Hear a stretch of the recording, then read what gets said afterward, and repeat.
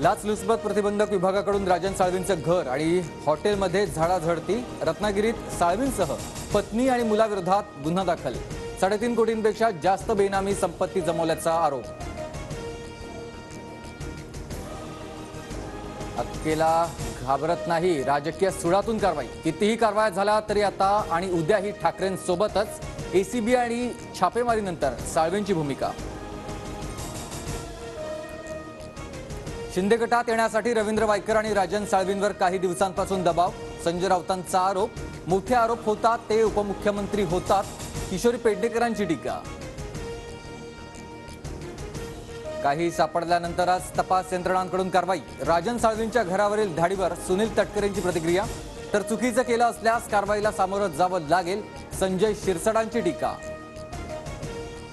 आदित्य ठाकरेंचे निकटवर्तीय सुरज चव्हाणांना ईडीकडून अटक। कथित खिचडी घोटाळा प्रकरणी कारवाई। चव्हाणांना घेऊन ईडी अधिकारी पीएमपीएलए कोर्टाकडे रवाना।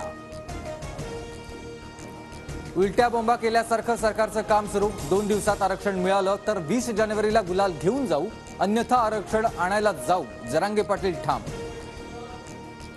23 जानेवारीपासून मराठा समाजासह खुल्या प्रवर्गाचं सर्वेक्षण। जिल्हा, तालुका आणि महानगरपालिकांच्या ठिकाणी सर्वेक्षण होणार।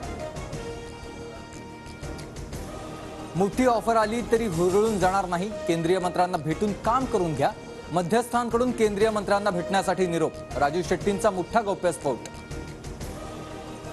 पंतप्रधान मोदी आणि शरद पवार उद्या सोलापूर दौऱ्यावर। मोदींच्या हस्ते 15,000 घरांचं वाटप होणार, तर शरद पवारांचं पंढरपूर आणि मंगळवेढ्यात मेळावे।